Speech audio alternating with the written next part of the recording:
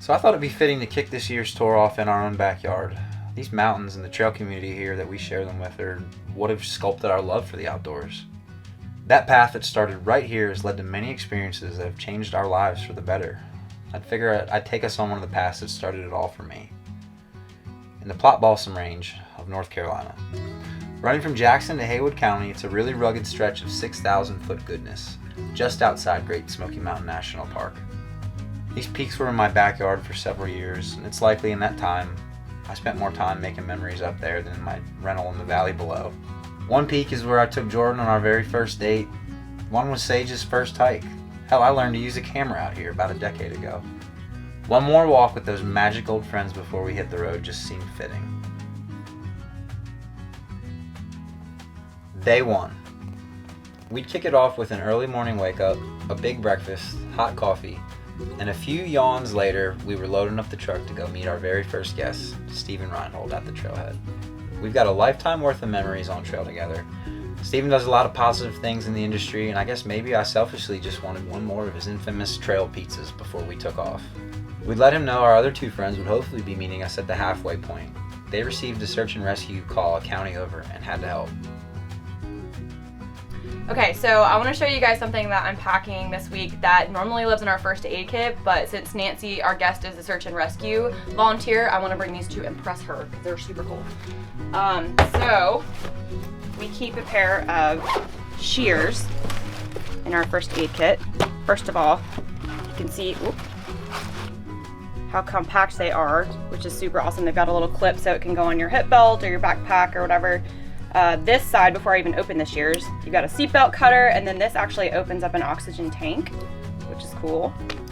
This little guy right here smashes glass if you need to. And then they actually open up into shears. And they cut through all kinds of materials. They work great. They've also got a soft metal cutter right here. I'll show you guys. So basically, if you ever needed to cut somebody's ring off, you can do that right there too, which is super cool. I'm really excited to show these to Nancy.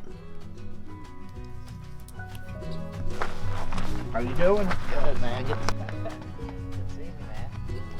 Ready? So I've got everything that is going to be going into my pack laid out. I just like to do that so I can visualize and make sure I have everything before I start packing. So over here I've got my sleeping bag and my sleeping pad. This is my food bag. And then just a random assortment. As you can see, I like to have things organized into bags personally. It's personal preference. So I've got my bathroom kit. These are both a first aid kit / like gear maintenance stuff. A seat pad, a pillow, a little towel in case I get sweaty or want to jump in the water. Yeah, cook stuff, Sawyer filter, Lucky Poles, basically everything you need for a trip. So this is all gonna go in the pack.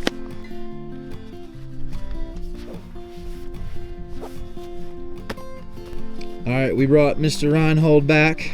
We've got him on the Mystery Ranch family with the pack, but we're getting him to try some more of our Sea to Summit goodies today. What you got there? For sure, I'm stoked. I got a quilt. I'm gonna try that out, pairing that up with the reactor. This will kind of be my first time trying that combo, so I'm pretty stoked about it. As you know, I kind of geek out on gear, so I'm stoked to try all this stuff. And then We gave him the new Alto. oh, this thing is super cool. And ironically, like, this works out perfect, right? Because I'm mostly packed when I got here already. And I think it's so cool this thing breaks apart, right? So I can stuff it down into the bag. It's called the Fair Share. Got the light bar here, right? So I can take that and I can get it down in the side, stuff it in there. Yeah, I dig it. I think it's good stuff. Excited to use it.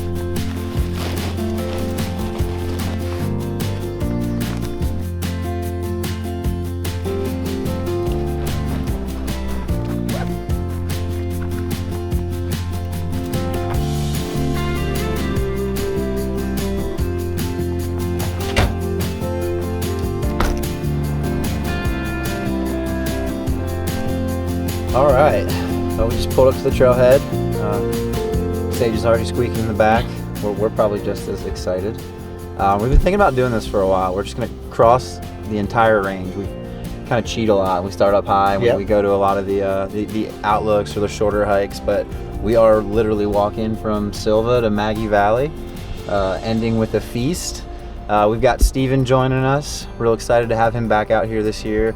And our other guest, Nancy, was supposed to start with us, but go figure, the search and rescue specialist is on a search and rescue mission. So once she's wrapped up with that, she's gonna meet us on the ridgeline. Pretty stoked. Big day today. Yeah, 3,000 feet up over the course of about 6 miles to camp. And Should be good water sources today for the most part. yeah, Good weather, yeah. Good views. maybe some wildflowers. Alright, so at the trailhead, these boards are a really good way to get some information about the area. At this particular parking spot, we have to fill out a park permit and leave it in the car so that everybody knows where we are and how long we plan to be out here and that kind of good stuff. So we're just gonna fill this out and then put it in the dashboard.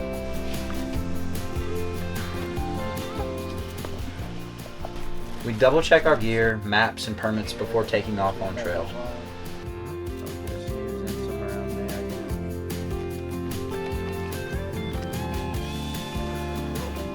For this tour, we have partnered with Recreation.gov. They're kind of a one-stop shop for everything you need to know ahead of time when you're going on your next trip.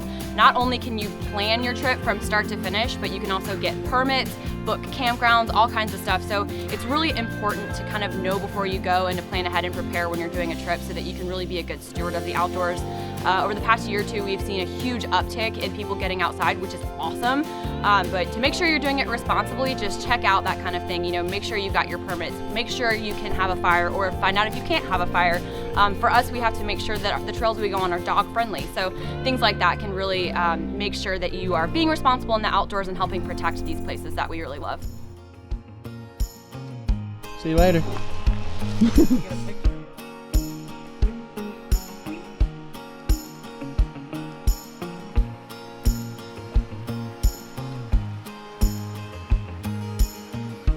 Look at this Garden of Eden we have found. We're 100 yards from our car.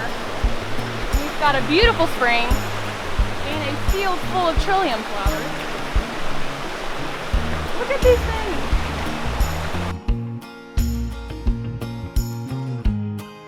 I was feeling a little nervous, this being our first video, but a few steps into the woods and our worries started to subside.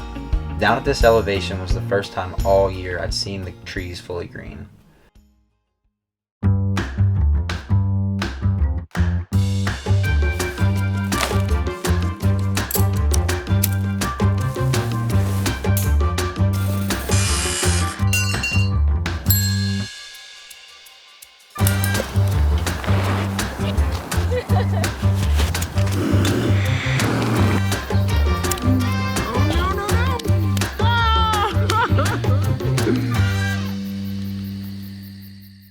Lakey expands its groundbreaking cross-trail line to include a traditional trekking 3-section configuration.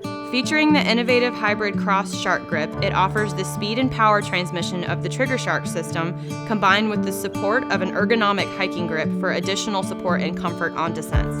The breathable strap features a wide support area for effective power transfer and a secure fit. The sweat-absorbing grip allows for maximum control, and the length adjustment is made easy and secure with the Speed Lock 2 on 100% high modulus carbon shafts for lightweight durability. You can't take full advantage of hiking if you don't take good care of your feet, and that's why we love Darn Tough socks so much. They offer a variety of colors and designs for men and women.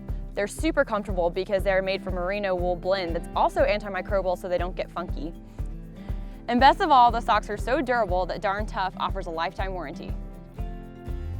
To learn more about Darn Tough socks, go to darntough.com or click the link in the description below. Hey everybody, thanks for tuning in. Before we get back to our episode, I want to share with you guys some exciting news we've got this season. All of our brand partners have super awesome gear and they've decided to share that gear with you. So we're having weekly sweepstakes where you have the chance to win some of that gear. So make sure you sign up for that. Also starting next week on Mondays and Fridays, we're going to have shorts that'll be anything from tips and tricks from our editorial staff to deeper dives into our brand partners. So make sure you stay tuned for that bonus content there. And make sure you also like, subscribe, follow along, leave us a comment so you can stay up to date with everything going on. And if you see us out on the road, say hello. There were mountain springs and wildflowers right off the bat. And to add to it, Stephen took us on a little detour to what he called the Zen Zone on our way up the mountain. So what do you got here? Little detour? I'm stoked to bring you guys here. This is my Zen spot. This is one of the closest parks to my house, so I come up here all the time and just kind of chill out. And I know that this time of year, this is one of the most incredible stands of Trillium that I've really seen anywhere. Right here by the little creek. Wow. It's the spot. Look at that. Oh my goodness. Wow.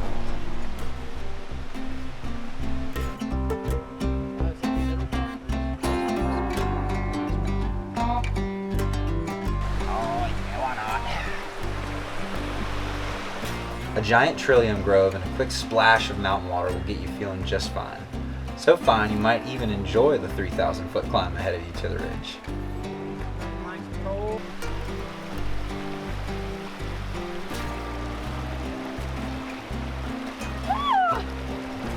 You want to go for a hike?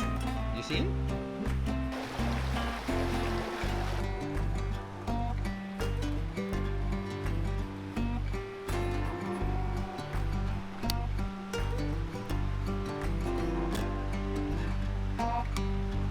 Charge on.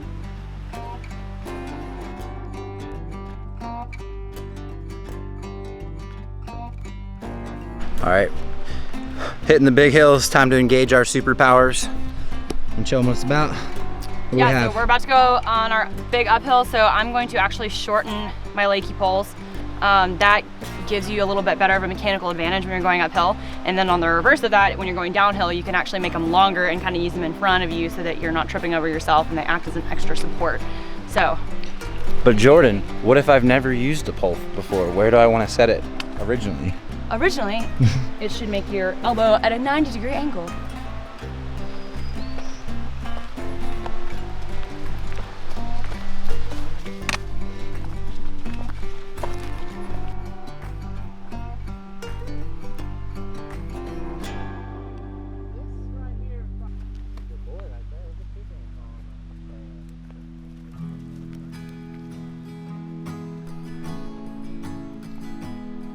One of the biggest things about your pack fitting properly is when it does, it distributes the weight onto your hips, which is what you want, because you don't want to be carrying that weight on your shoulders or on your back. You want it on your hips. If you've ever lifted a pack with your arm, it feels super heavy, and then when you put it on your back, it actually should feel somewhat comfortable. So the way to ensure that your pack is fitted correctly, one of my favorite features about the Mystery Ranch packs is they have this adjustable Futura yoke system. So you know, you may be a size small, but you may need some fine tuning with your pack, and that's okay.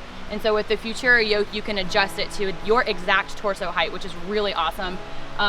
With that, also you want to make sure that your pack is the right size. So you do that by measuring the space of your back from your spine to your hip there, and then your hip waist size as well. And then you can just go and look at this fitting size charts online and get the right size. Our map showed us we could drop a few pounds that day. Since we'd be making 90% of our climb next to a drainage, we'd carry a little bit of water, and take breaks by the creek, and enjoy some cold, fresh spring water when we get hot or needed to rest our legs. All right, Jordan, what's going on? Well, we managed to have hiked our way out of the clouds a little bit, and we're starting to see some foliage change. So what was really green and lush down at the bottom, now we're getting higher in elevation, so we're seeing a little bit less green. It's been just straight uphill hike. It's been hard, but it's been really pretty. What I like to do is pick a specific spot on the uphill and push myself till I get to that spot, and then give myself a break. It helps me get through the long stretches of uphill. Up, up, up, and that lush green forest would slowly slip back to a pre-spring, winter-like landscape. The air was fresh, and the sun was finally breaking out by mid-afternoon. The words of my pal Spencer Clary came to mind. My favorite part about hiking is the breaks. So we paid honor to that fine explorer and took an extra long one, with a little nap in the sun to let our bellies digest.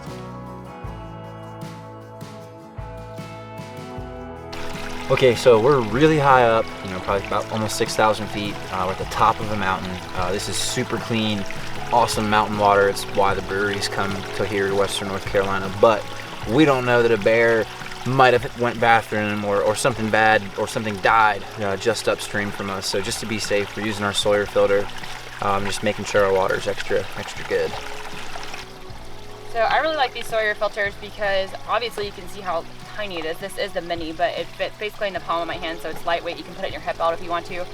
The way these things work is they have hollow fiber film membranes in them, which is basically a ton of super tiny little tubes in a shape of a U. And so when you're filtering the water, the bacteria sticks inside of those tubes and the clean water keeps going through. And it is 99.99999% effective. So you can drink clean water by filtering it into a new water bottle like I'm doing right now. You can also just drink straight out of it like that if you want. So a lot of different applications, but yeah, super easy to use.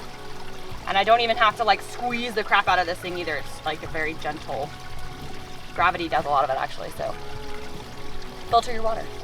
A couple 100 feet later and the forest would start to thicken back up. As you approach the tops of our higher mountains, they are laced with pines. I'm told that for every 1,000 feet in elevation, the forest can host plants that would live hundreds and hundreds of miles north. The coolest part of this high ridge is that it has forests that you would only find way up in Canada. Nowhere else in the south can you witness these spooky, mossy, magical Canadian forests unless you're on the tops of our peaks. That last half mile felt like the longest of the day, but shortly we'd pop out on our first big peak in the range, Black Rock. Oh man. Oh man. Long time. Oh yeah, this is what the uphill was for. Isn't that amazing? Oh my gosh. The views were so great we decided to stash our jet boils, go make camp, and then head back up here to cook dinner, far out of reach from the bears. Alright, so found us a pretty good campsite. There's 2 tent spaces available, so we're gonna pitch our tents and get out of here, get back up on that rock, and make some dinner. Alright, so we told you we'd be talking about gear all summer long, and before it gets too warm, I want to share with you one of my favorite pieces of equipment that Sea to Summit has gifted us. This is the Ascent Series sleeping bag. It's kind of my winter swing season, or if I'm somewhere that gets really cold at night, I'm going to be bringing this thing. It's kind of like our Cadillac. It's got all the bells and whistles. I'm in love with the foot vent that opens. You can walk around camp. If it's really cold, use it as an extra layer. Or if you don't feel like freezing during the middle of the night, you've got, just pop your feet out and use the tree. It's also got a nice little cell phone holder in here. I keep my camera batteries in there because it's going to keep them warm and keep them next to my body. Speaking of warm, they've done a really good job of integrating the baffles to go in certain directions to make sure that the down does not move when you're sleeping. And I really like that, they put a little bit more down near the feet. The women's bags have a little bit more on the hips. But gosh, the baffles on this thing are bomber. You can stick both arms out. What else do I love? The fact that I can disconnect this thing, unzip both sides, and kind of fold the sleeping bag down like I'm almost in bed at night, and then bring it back up. And if it's not terribly cold out, it's just kind of nice to have that extra room. So I do appreciate that a lot in this bag.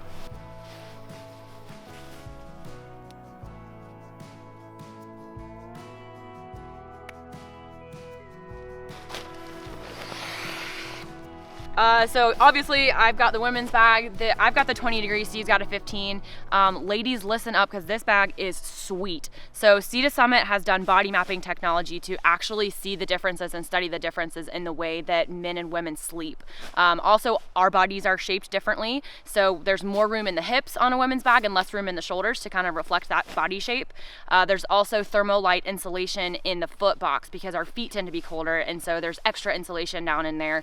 I really appreciate the extra room because I personally don't sleep in a straight line, and most people don't actually, so there's more room so you can sleep in your natural position without compressing the down and making those cold spots. So it's beyond just a shrink it and pink it mentality for the women's bag. There are actual differences in this that I can tell make a huge difference in my sleep.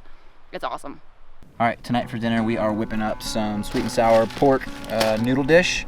We've got some garlic in there, some fresh ginger, basil, and we whipped up a little sauce that we made at the house. We'll get the ingredients for you that on the website. I'm gonna get the pork going, and then once that's about browned, I'll start getting the noodles going, and we'll start mixing everything together.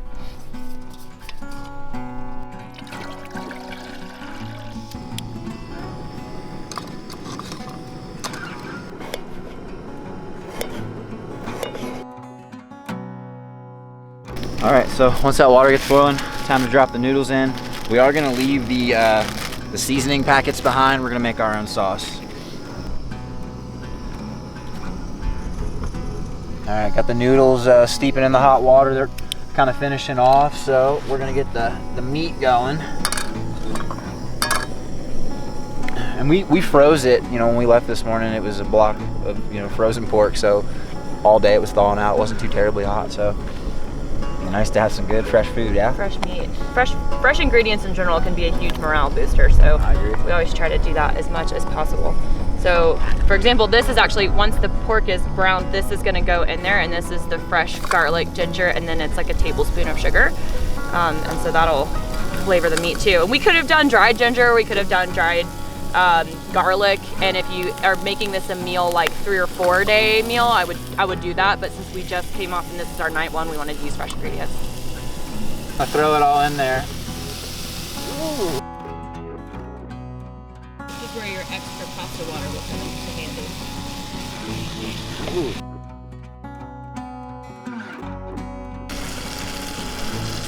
That'll do. And then we're gonna let that cook down and just allow that sauce to stick to all the meat. So I'm adding some ramen. Mix that in. A little bit of ramen juice. Yeah, we can kind of take the fork and cut it up a little bit, you know. Oh, real good. Yeah? That's actually even better than we made it in the kitchen the other night. Really? Oh, that's amazing. Nice and warm. This is life. I'm eating this off the spatula because I can't wait. Hiking back to camp in the dark is something I always catch flack for, but our dinner table had arguably the best views in town. That first day was a tough one, but rewarding. It feels good to be getting back in the groove and out here in the wilderness. I wonder if Jordan wrote in her journal at all today. At Mystery Ranch, we build the best load-bearing backpacks in the world. We design for some of the most demanding users on the planet. We build for a different kind of customer, for folks who inspire us, and for people with a job to do. We work directly with them to really understand their needs. We build with the best materials available and the most durable construction methods that exist, so our users can achieve their mission, whether it's on the front line, the fire line, the cleanest line, or the steepest line. Mystery Ranch, built for the mission. Obos Footwear. We plant a tree for every pair sold. 1 million and counting. That's a lot of f***ing trees. Yellowstone Bourbon is handcrafted in the state of Kentucky. These small batch whiskeys are the work of 7th generation craftsmen, resulting in a unique taste, perfect for the trail. Plus, a portion of every bottle sold goes to helping preserve our national parks. Cheers to that. To learn more about the products from Yellowstone Bourbon, head on over to limestonebranch.com or click the link in the description below.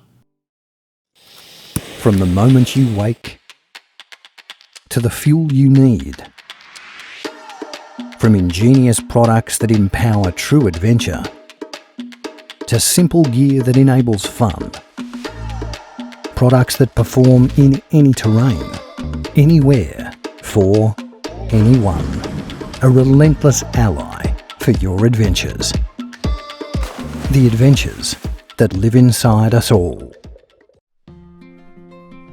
Waking up early has never been a strong suit of mine, but there's something about being in the backcountry that drives me to push through the burning desire to stay wrapped up in my warm, comfy sleeping bag cocoon and stumble out of my tent into the world. Unlike in regular life, everything is unpredictable and ever-changing in the wilderness. Back home, I hit the snooze button multiple times without opening my eyes, but here in the woods, I actually want to get up early, even if in the moment my mind tries to convince me otherwise. As we make breakfast and pack up our gear, I can feel the tightness of my muscles from yesterday's hike. I'm not at all in the trail shape I would have liked to be in before starting this journey, and the 7 miles of uphill we did yesterday have taken a toll on my body in more ways than one, but somehow I feel incredible. I feel strong, I feel accomplished. That's one of the things I love most about backpacking. The moments of complete, pure suck are somehow always worth it.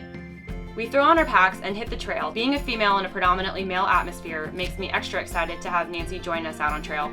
She's someone I look up to in more ways than just her epic outdoor accomplishments, and I'm really excited to spend some time with her on trail.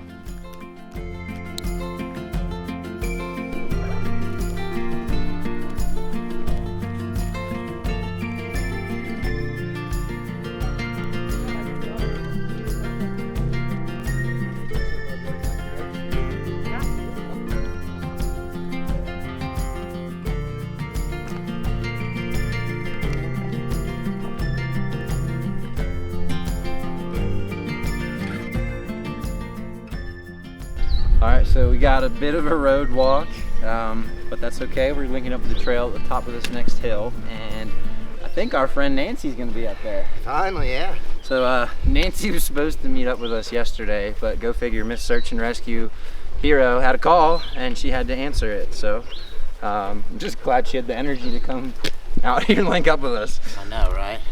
Pretty on brand though. Yeah. Good to hear about it since she's done so much for that community.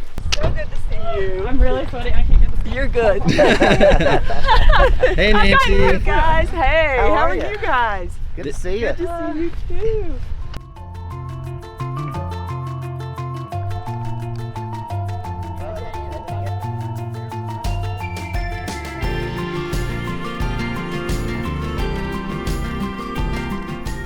We climb up and down hills as we pass over Yellowface, Water Rock, and Browning Knob, taking a quick pit stop to chat about maps. So we mentioned that we want to teach you guys some cool skills, and I think that something that I'd like to see a lot more people practice, you know, in the outdoors is understanding a map. And I'm not just saying this because we're working with maps.com. I really think that you should learn to, you know, learn what you're getting yourself into. Be able to get to that overlook and look at that mountain that you conquered, or plan your next weekend adventure because you saw something out there and you just had to get to it. I think people should look at, when they go outside, try to trace some lines, highlight some marks, understand what you're looking at. And one of the things we wanted to go with kind of early in our school of mappery here, is that even a word? We'll count it. We'll count it. Is topo lines. I see so Yeah. many people go out and they say, oh man, you know, I mean, we all complain about the hills a little bit, but like, know what you're getting into. And what's this map? We said a 50-footer. Mm-hmm. So you want to try to let them know a little bit. What does that entail? Yeah, for sure. So I mean, you know, with your topographical lines, every line is 50 foot in elevation. So when you get to like the top of a mountain, right? If it's a sharp peak, it's going to be like a small concentric circle, and then, you know, moving out from that, every 50 foot down, there'll be another a concentric line, right, to show you that elevation.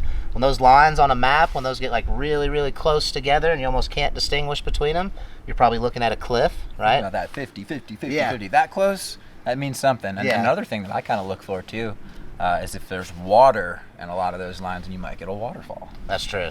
That's so true, right? I mean, erosion is real. The mountains were shaped by those principles, right? So And then wanted to read those. Another thing we used our map for, you know, I mean, we know this area, but last night, you know, these are very rugged trails. It's very steep in here. There's not a lot of tent sites. So by looking on your map and seeing a saddle that kind of flattens out a little bit, might be a better bet for you to mark on your map. Yeah, for sure. Like the opposite of what we're talking about, right? When the lines get close together, might be a cliff, but when you see those lines spread out, think meadow, nice flat gap, and campsite. After we filled our bellies with food and water, we got back at it.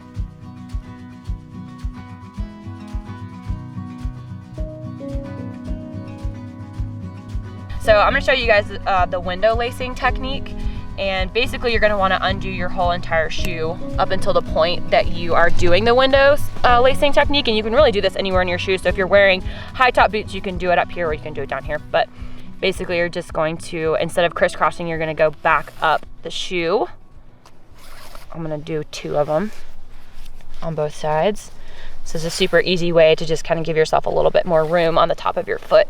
And then you're just going to go back like normal. Go ahead. So once you got it back through, then you're just gonna tie your shoes as normal. If you're finding that your shoelaces are slippery or it's hard to like get that tension, you can always just throw in an extra overhand, and that kind of creates a locking mechanism. So then you can actually do 2 different zones of lace tying techniques. Everybody's foot's different, so that might not work for you. There's a bunch of different techniques out there. You can mix and match them, just play around until it really feels comfortable for your specific foot. Hiking again among beautiful trout lilies and thick pine forests.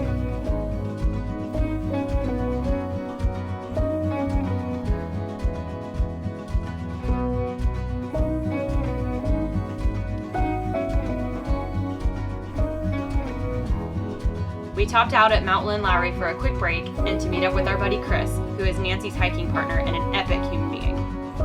As we sat next to this giant cross, it hit me how many times I've looked at this beacon in the night from miles and miles away, never truly understanding how magnificent it is until now. This cross is an icon here in Haywood County, and its light can be seen for up to 30 miles away. It was made in 1964 as a memorial of Lynn, who died of leukemia at the age of 15.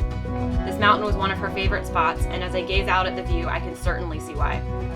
Once we got settled in at camp, Stephen made us some incredible trail pizzas, and we finally got to sit down with Nancy and Chris to hear about their story. Okay, gosh, just got to camp. It's been a long day. We wanted to hear this story.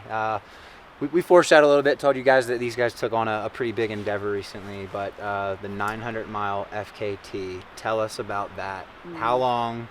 900 miles, and you just got after it? What was it? We ended up being 947? 948. 948. Yeah, right at. And we did it in 29 days, 10 hours, and 12 minutes. Awesome. So for those of you that don't know, FKT is fastest known time, too. Also throw that in. Yeah. Yeah. Cool. What was the record before? 33, 33 and yeah, change. some change, and, yeah. and that happened just less than a month before we did it. And 3 Really? years previous to that, it had stayed at around 43 days, I think. So it was interesting to have a lot of activity at one moment kind of going on. So That's awesome. So Yeah. so what happens when do you just wake up one day and say, hey, I'm going to walk an entire national park, every trail it's got, and I'm going to do it faster than anyone's ever done before? How does that come to be? For me, it has a long backstory, but I really kind of got serious about it when I moved down here and I started hiking in the Smokies and started thinking, well, that's just kind of an interesting thing.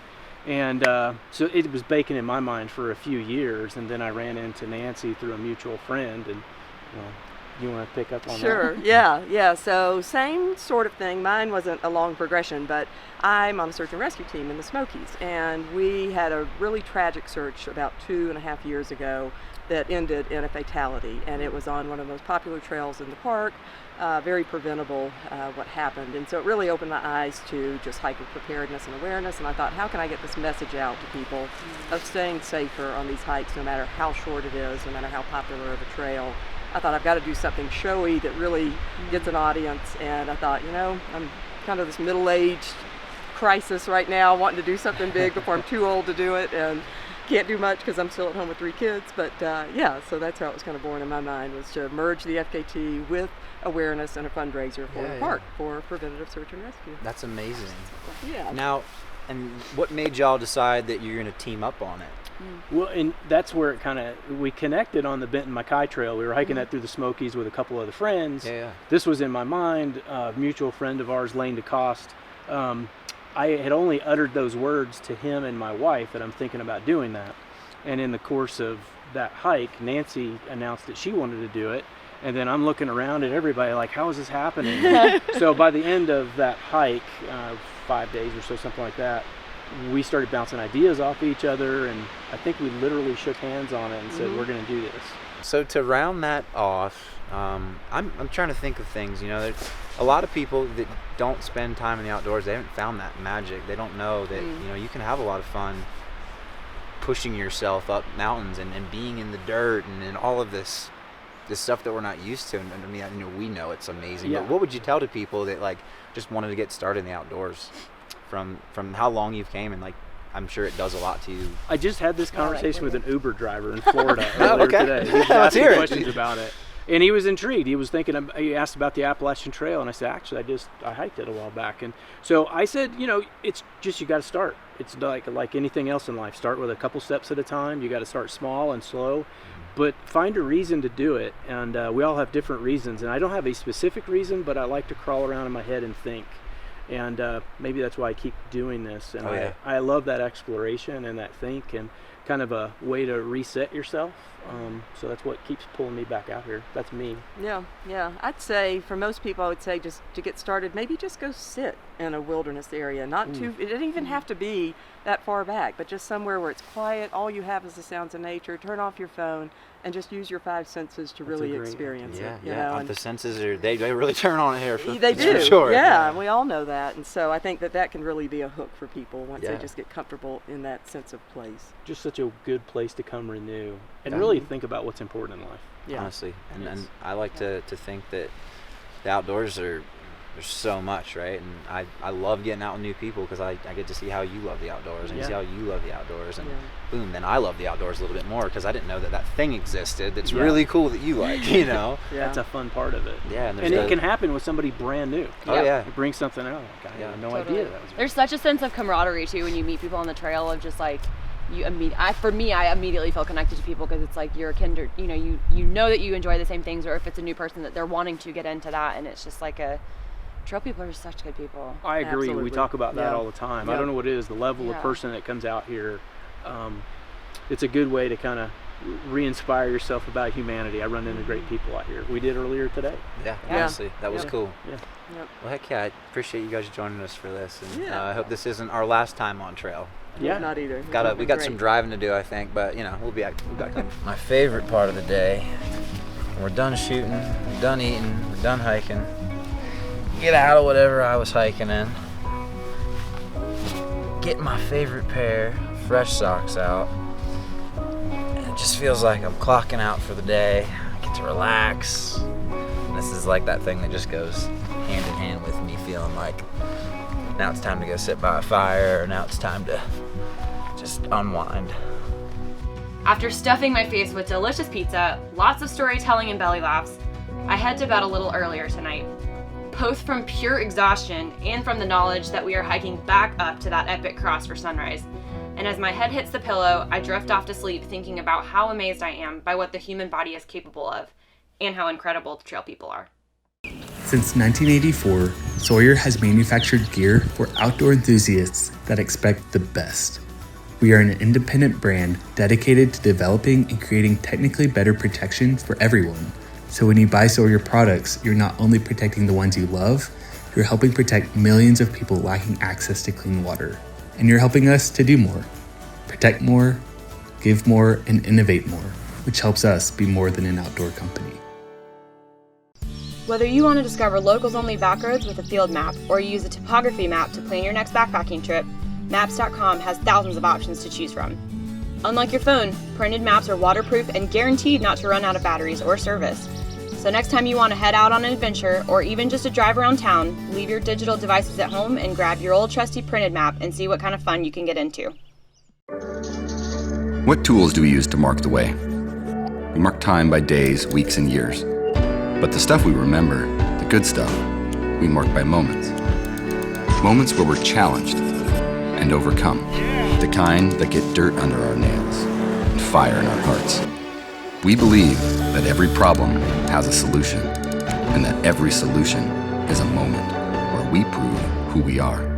These are moments made.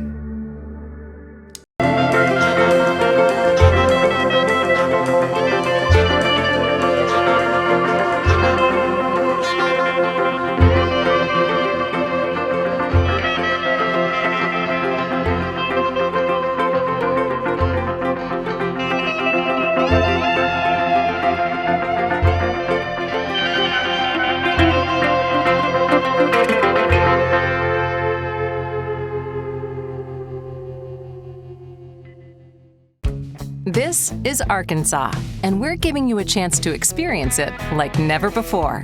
One lucky winner and a friend will go on the trip of a lifetime, where you'll fly into remote locations, take in guided tours of the Arkansas outdoors, get VIP treatment, and experience views that you can only imagine. Register for your chance to win this backcountry aviation adventure at Arkansas.com. This is Arkansas. This is the natural state. Recreation.gov is your one-stop shop when it comes to planning your next adventure. With roughly 3,600 facilities and activities around the country, including camping, rafting, horseback riding, and much, much more, at over 100,000 recreation locations, they've got you covered. Using all of the tools, services, and information on their site, you can dream up your next trip and then go live it.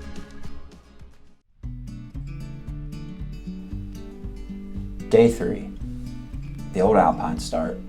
We grabbed our Jetboil and some warm clothes and headed way back up the ridge. It was totally out of the way, but I've been meaning to see the sunrise from the cross for quite some time. And what a way to spend our last morning here. We stared out at our home while the remains of last night's storms peeled away and the sun poked through. A good friend once taught me to take 5 minutes to appreciate a special place or moment before you move on. I could have sat up there the whole damn day. I'm gonna miss this place, but travel keeps me from ever taking it for granted.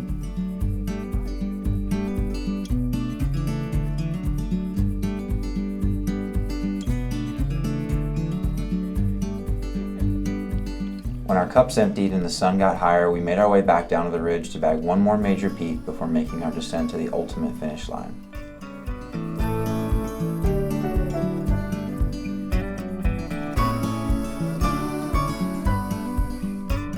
Just about up your last peak of the whole entire range. How do you feel? I feel good. Conquering a whole mountain range. Yeah, my legs feel a little jello-y, but it's like a really satisfying feeling. Oh yeah. Satisfying jello.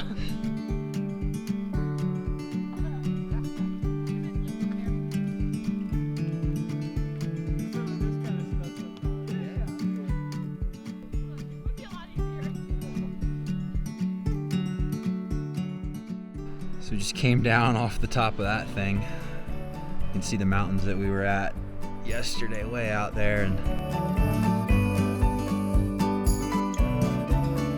it's been a tradition of mine for 6 years to end my local trips and shoots with a visit to my good friend Pop. There's just something about stuffing your face to a plate of brisket hash and French toast while old Pop sings 70s tunes from the kitchen to make this hiker trash heart happy as can be.